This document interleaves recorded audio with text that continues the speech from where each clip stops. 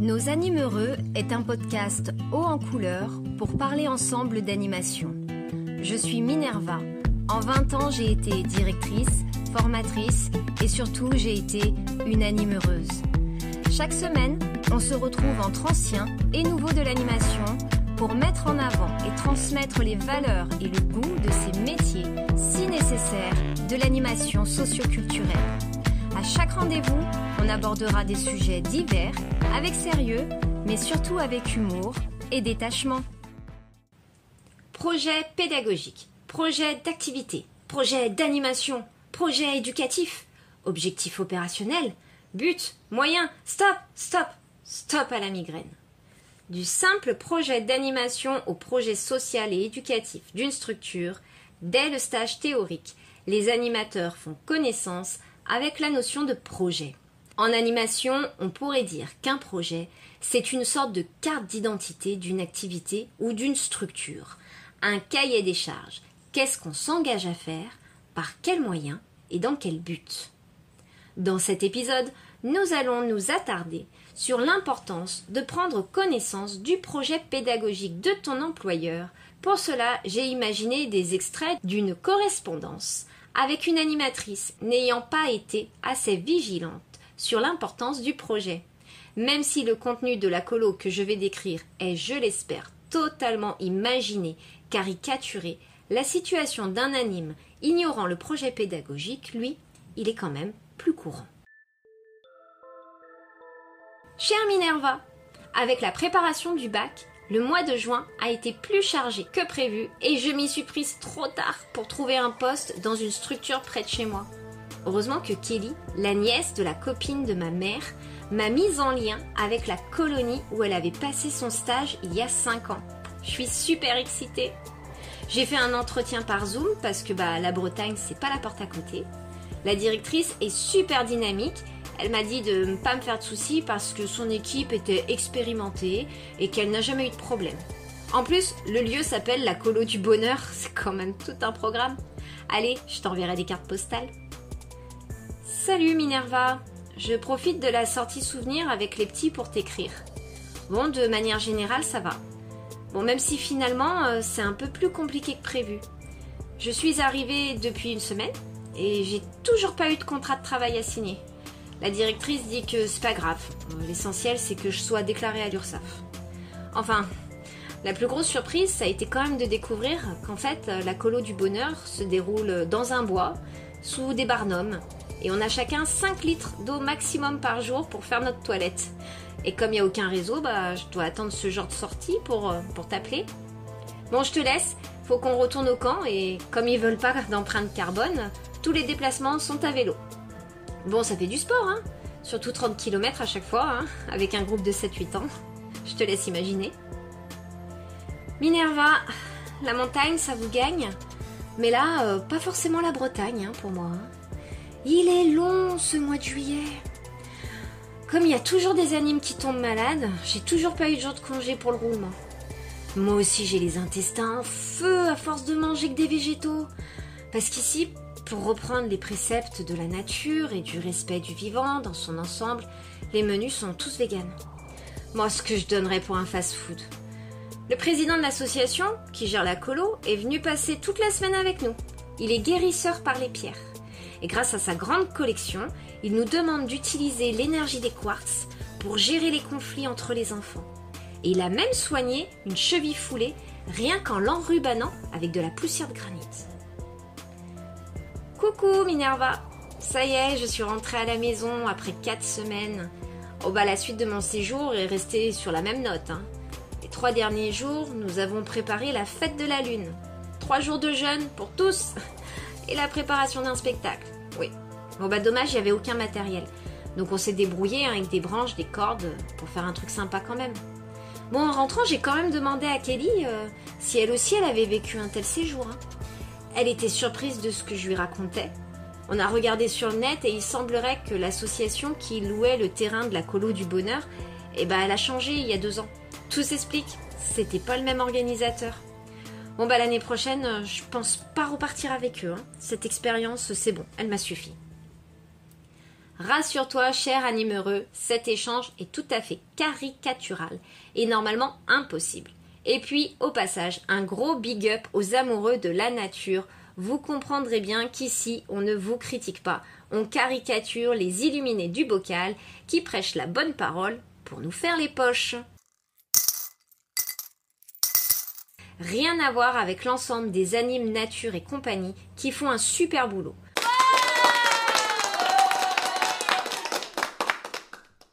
Et ce serait super si l'un d'entre vous voulait venir sur un épisode nous parler de sa spécialité. À bon entendeur, n'hésitez pas à prendre contact avec moi. Parenthèse faite, si toi aussi, il t'est arrivé de mauvaises surprises par manque de vigilance autour de l'organisation d'un séjour, n'hésite pas à partager ton témoignage sur le post Instagram ou Facebook de cet épisode. Cela permettra à d'autres de cultiver leur vigilance. Parce que toute structure voulant être agréée par Jeunesse et Sport a le devoir de donner un projet pédagogique. Cette pièce devient donc une obligation administrative. Malheureusement, on trouve de nos jours un peu tout sur le marché. Des grandes usines à gaz organisant 100 séjours par mois avec des équipes gigantesques réparties sur tout le territoire et à l'étranger, jusqu'aux petites associations de citoyens prenant des nouveaux modes de vie. Chacun travaille là où il veut, là-dessus je n'ai aucun problème. Tant que vous faites votre boulot correctement, mais il faut quand même que vous soyez en accord avec qui vous travaillez. Il n'est pas facile de s'y retrouver, et par manque d'expérience, on peut être là où l'on ne veut pas être. Il est donc primordial que tu prennes connaissance du projet pour éviter de te retrouver dans une situation compliquée.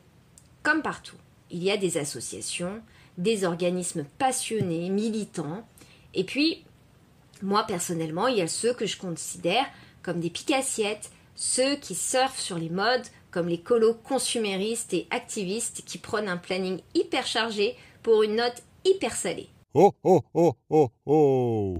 Si je parle aujourd'hui de ce sujet, c'est parce que ce projet pédagogique, c'est un peu le Graal dans notre métier. C'est celui qui va guider notre pensée, nos actions collectives pour assurer la sécurité de tous.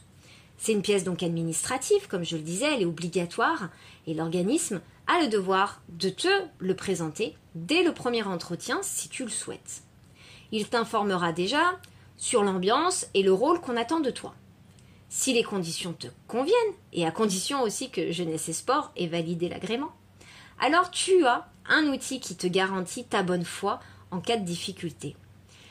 Si tu as des doutes sur des parties, eh bien tu prends le temps de la réflexion, tu prends le temps de te renseigner.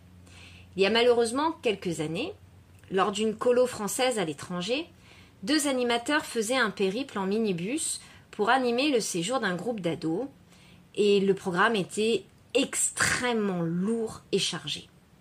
La fatigue s'est accumulée. Et cet organisme, pourtant alerté par les 2 animateurs, n'a rien voulu entendre étant donné qu'il était dans le cadre de la loi, c'est-à-dire que sur le papier, rien ne dépassait. Eh bien, il n'a pas voulu aménager le parcours. Et il a laissé la conductrice, épuisée, prendre le volant.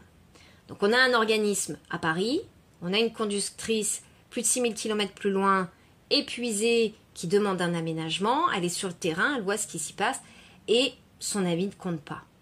Elle était jeune, et dans son cadre de travail, avec une hiérarchie à laquelle elle n'a sans doute pas osé s'opposer, voulant respecter ses engagements qu'elle avait pris avec eux. Et la fatigue ne l'ayant pas aidée à avoir le recul nécessaire, elle a pris la route malheureusement pour la dernière fois.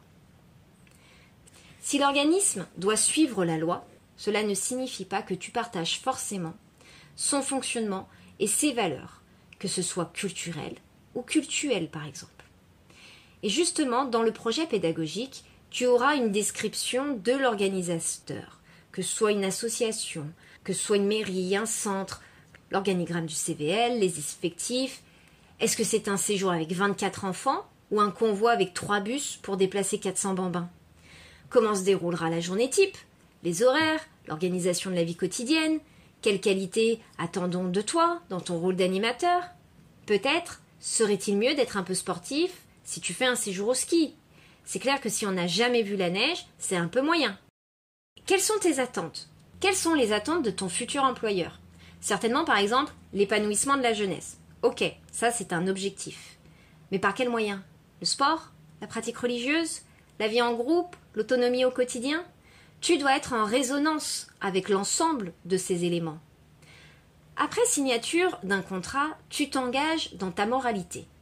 Pour être efficace, il faut être au diapason avec l'équipe que l'on choisit de rejoindre. À l'inverse, pour l'équipe de direction, ce projet est un cahier des charges pour vérifier que chaque membre de l'équipe mène ses actions avec le respect du séjour. En entrant en animation, on est censé te demander de produire toi-même tes projets d'activité ou d'animation, voire de participer au contenu du projet pédagogique. Tu peux dès à présent, si tu es passé à côté, retrouver les étapes d'élaboration du projet d'activité dans l'épisode précédent autour de la pâte à sel chez les 3-4 ans. Bon, tout le monde a saisi l'importance du document. Que contient-il et comment est-il rédigé? Le rédacteur principal est le directeur du séjour qui sera avec vous, tes collègues et toi, pour vous diriger sur le terrain. Il ne l'a pas pondu de la cuisse de Jupiter, son projet. Il s'est lui-même inspiré du projet éducatif de la structure, qui est aussi une autre pièce administrative, qui peut également être mise à ta disposition. Comme l'animation est un travail d'équipe et de terrain, il lui sera fortement conseillé de prendre le temps de la concertation avec les animateurs pour proposer son organisation. Cela semble logique étant donné que c'est quand même l'équipe qui met en place le projet et qu'il faut s'assurer que cela soit réalisable. Bon, exemple, le directeur ou la directrice du séjour rédigera un diagnostic pour créer des objectifs généraux, qui sont souvent issus du projet éducatif. Exemple, la mission de notre structure est de favoriser la diffusion de la pratique sportive pour une meilleure santé. De là découleront des objectifs opérationnels. Par exemple, inciter la pratique sportive agréable dès le plus jeune âge, cette fois formulée par le directeur. Pour les mettre en place, il va falloir imaginer des moyens. Ça, c'est la méthode. Exemple, réveil sportif et ludique entre tous les groupes le matin autour de l'hymne du séjour. Suivi du mode d'évaluation des actions. Recueillir au début et à la fin du séjour les impressions des enfants par un système de smiley. On détaillera ainsi de suite plusieurs objectifs. Pas la peine de prendre des notes. Je t'ai laissé sur les réseaux un petit livret mémento pour redéfinir tous ces termes et t'aiguiller lors de la rédaction de tes projets. Celui-ci devra démontrer la pédagogie demandée aux encadrants sur tous les sujets relatifs à l'enfance et à la jeunesse durant le séjour, en montrant qu'il est adapté en fonction de l'âge, que ce soit le rythme des activités, l'hygiène, le sommeil, le lien avec les familles, l'organisation des transports, la dose de participation des groupes et l'autonomie. Tu trouveras également des journées types, celles des enfants et celles de l'équipe, avec une fourchette horaire bien plus large, tu verras, pour l'équipe. Attention, on ne le répétera jamais assez au directeur. Évitez les réunions jusqu'à point d'heure. Sincèrement, j'ai toujours préféré me coucher tard pour participer à un bon 5e que pour débattre 3 heures sur qui sort le linge sale. On y retrouvera également le détail de la posture des membres de l'équipe, le savoir-être. Qu'est-ce qu'on attend de l'animateur? Et cette partie n'est pas négligeable parce que dans la majorité des équipes, tous les membres n'ont pas le même âge. Certains sont très jeunes. Ils n'ont pas donc la même expérience. Il est important de cultiver l'esprit du bon sens, mais on a parfois des surprises de la part de certains. Tu es animateur ou tu es directeur BAFD, tu peux également retrouver les offres pour un accompagnement spécifique à la rédaction de ton projet, notamment pour le stage pratique du BAFD. Pour cela, il suffit que tu me rejoignes sur Instagram ou Facebook pour prendre contact. J'espère que cet épisode t'aura permis de prendre conscience de l'importance du projet, même si cela semble rébarbatif. De quoi parlerons-nous la semaine prochaine ? Eh bien, d'un sujet beaucoup plus léger, mais tout aussi casse-tête. Je suis sûre que tu sois anime le mercredi en maternelle ou globe-trotteur des colos, le programme de la semaine prochaine va résonner en toi. Parce que, qu'il ait 3 ans ou 15 ans, que ce soit pour 2 heures ou pour une nuit en tente ou en dur, Comment réussir le coucher d'un groupe? On parlera donc du sommeil et des astuces, des erreurs à ne pas commettre car contre-productives. On se donnera des clés pour confier tout ce petit monde au bras de Morphée. Ma petite dédicace du jour sera pour Anto et Malik. Alors les gars, j'espère que c'est fini, les ateliers maquillage à l'acrylique sur les joues des gosses. Parce que je ne me rappelle pas si ce sont les bleus ou les verts qui ont gagné. Mais moi, ce jour-là, j'ai vu tout rouge. Allez, bisous, à la semaine prochaine.